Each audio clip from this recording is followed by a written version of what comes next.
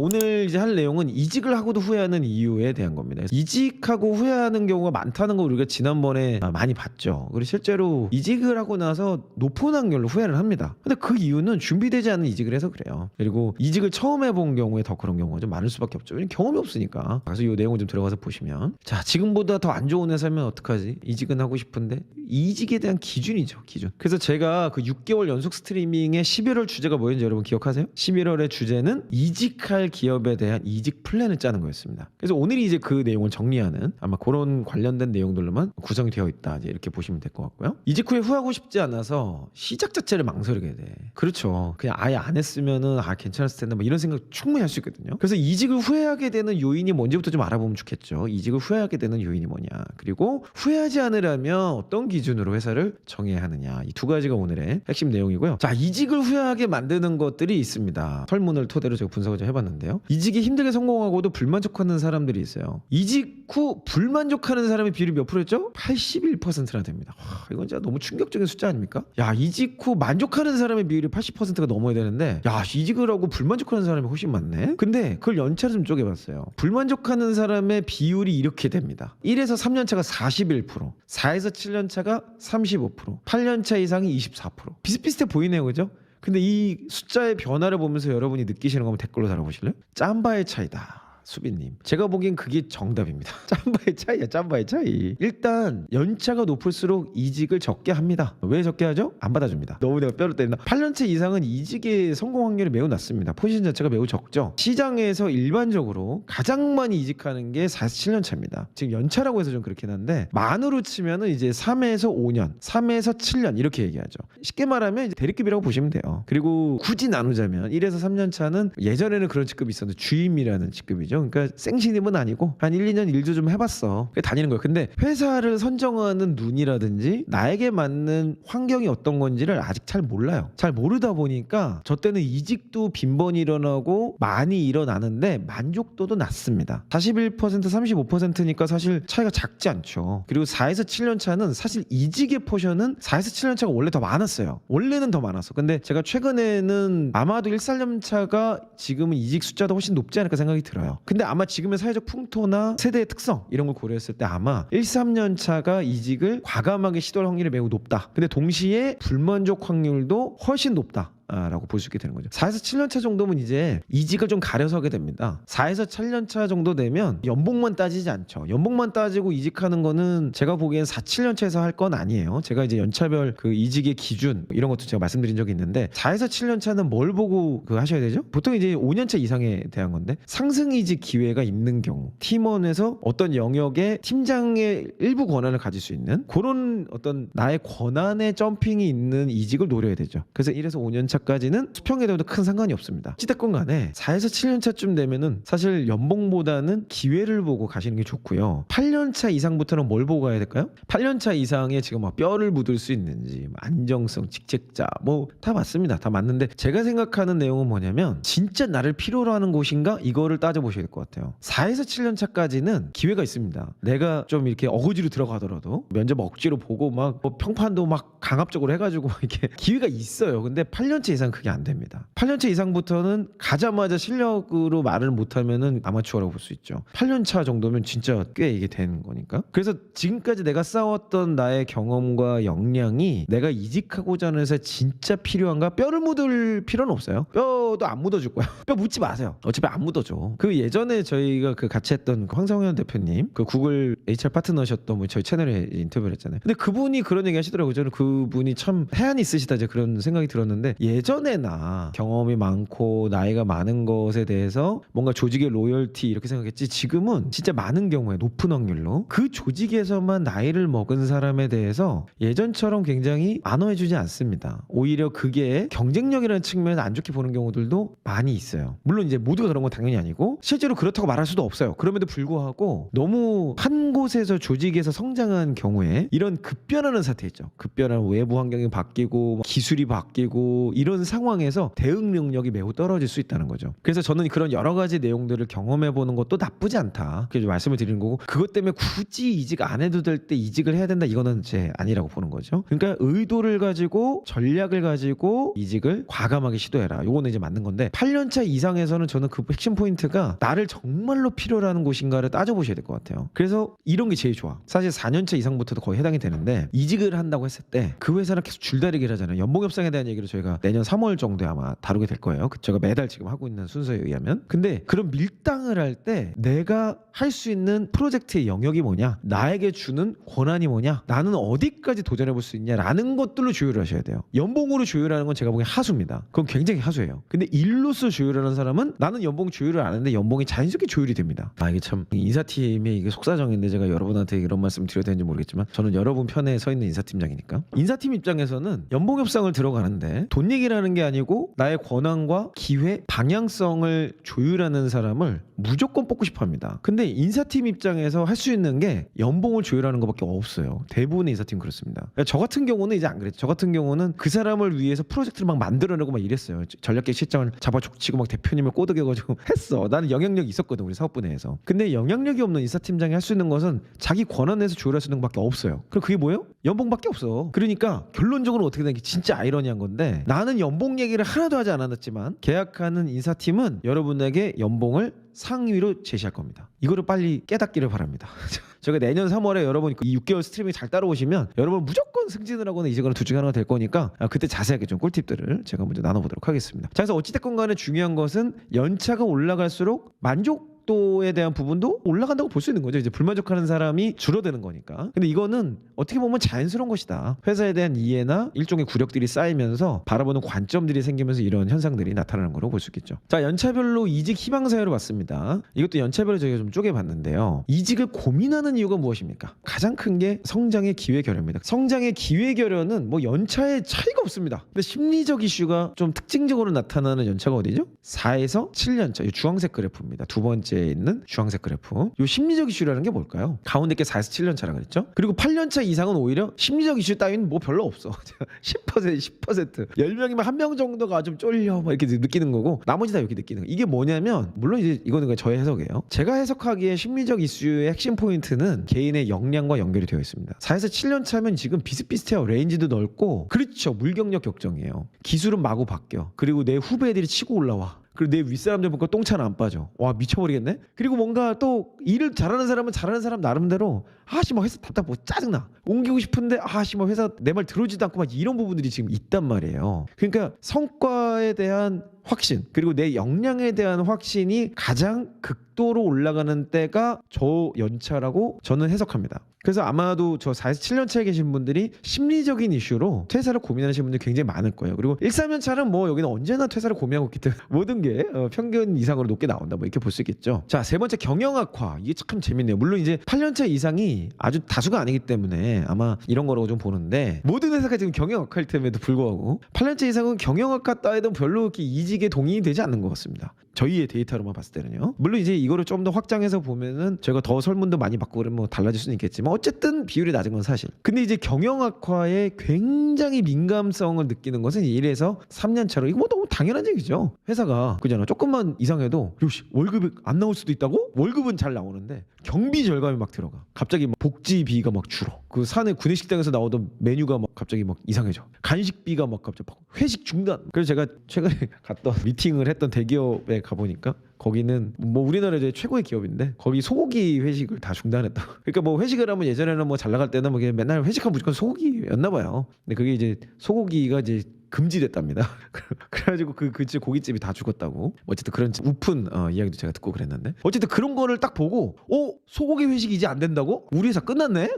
그리고서는 지금 이직을 준비할 수 있는 게 이제 1에서 3년 차죠. 근데 제가 보기 너무 신경 안 쓰셔도 될 것 같고, 급여가 밀리거나 지급이 안 되는 사태는 매우 위험한 겁니다. 그거는 굉장히 위험하고, 그 전 단계가 뭐냐? 급여가 밀리는 거는 제가 보기엔 진짜 위험한 사인이에요. 그쯤 되면 진짜 이직을 하는 게 맞고요. 이직을 하시는 게 그 회사한테도 그게 좋습니다. 여러분이 어떻게든 더 열심히 하겠습니다 막 이래가지고 해도 하셔야 될 분도 있는데 그렇지 않은 분들이 더 많아요. 그래서 나가주면 오히려 고맙게 느끼는 경우들이 있어. 자, 근데 그거는 누가 봐도 저거는 지금 이미 악화될 대로 악화된 거예요. 그 전에 할 수 있는 게 있어요. 그게 뭘까? 알고 계세요? 부동자산을 매각하기 시작합니다. 부동산을 매각합니다. 자산이 갑자기 막 사라져. 갑자기 제일 먼저 날리는 게 뭐냐? 산업마다 다르겠지만 일반적으로 가장 먼저 줄이는 게 회사 차입니다. 차량을 먼저 일단 처리를 하고요. 그래서 지금 중고차 경매 사이트가 지금 완전 지금 터지기 일보 직전이래요. 더 이상 차가 못 들어간대. 지금 장난 아니에요. 그러니까 지금 회사들이 다 차부터 싹 다 지금 정리하고 있는 거죠. 그 다음이 뭐예요? 부동산을 팔기 시작합니다. 그래서 사실 이 두 가지가 이렇게 막 지금 짬뽕이 되고 있다. 근데 회사가 매출이 반등이 안 되고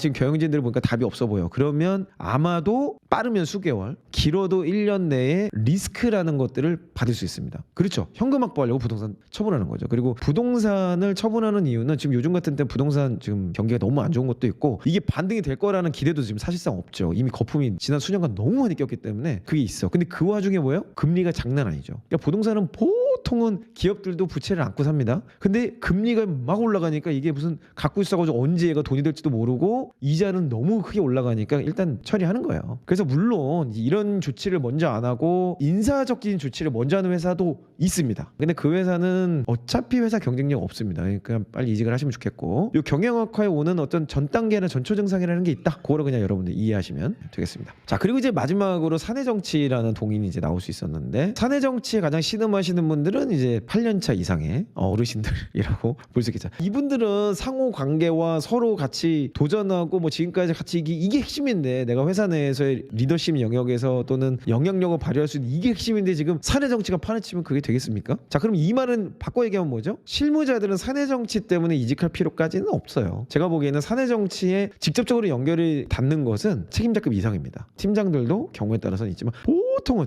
일반적인 기업이라면 임원급들에서 사내 정치가 일어나고 그 여파를 그 밑에 있는 차부장급의 팀장들이 받는 정도? 그 정도지 아직 할 일이 아직 많이 남았군요.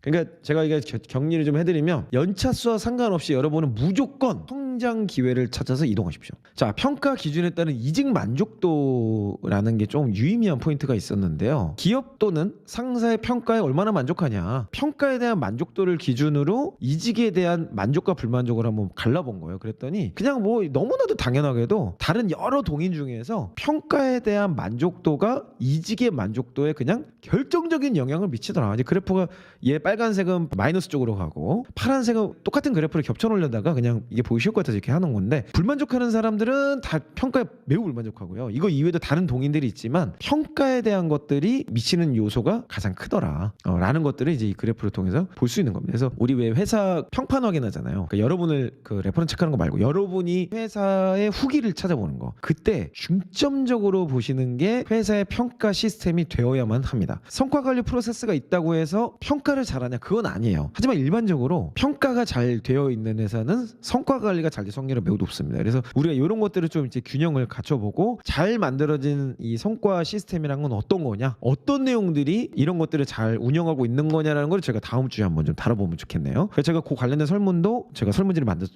뿌릴 테니까 여러분 의견 좀 많이 주시면 좋겠고, 그 내용을 가지고 다음 스트리밍을 여러분의 꼭 맞는 내용으로 준비를 할 테니까 구독과 좋아요, 알람 설정을 미리 해두셔야겠죠? 자, 그래서 지금 보면은 결국에는 평가에 만족하지 못하는 이유는 그냥 상사야, 상사. 기준 자체가 없는 경우도 있고, 사실 평가 기준이 없으면 상사가 만들어 주면 되는데, 그죠? 근데 상사가 지금 그런 생각을 안 하는 거지. 그리고 그러다 보니까 평가라는 게 없으니까 어때요? 그냥 일 잘하는 사람이 모든 일을 하게 되죠. 그게 뭐 저기 공공기관도 그렇고 학교도 그렇고 막 그렇잖아요. 그러니까 평가 기준이라는 게 없기 때문에 이런 현상이 생기는 거예요. 평가 기준이 있으면 그때부터 공정이라는 말이 좀 더 맞을 것 같은데, 그런 단어들이 계속해서 사용이 되기 때문에 아마도 보상 이외에 프리라이더를 발라내는 것들이 이제 평가에서 드러나거든요. 그러니까 사실 평가 시스템이 제대로 운영되는 회사는 그 프리라이더라는 게 있을 수가 없어요. 뭐 있을 수는 있지만 조치가 반드시 들어가죠. 그런 맥락에서 이 평가 관리, 성과 관리 체계를 사전에 조사를 해보는 건 굉장히 중요하다. 그리고 결국 저기 있어야 여러분이 성장할 수 있습니다. 회사도 성장하고 여러분도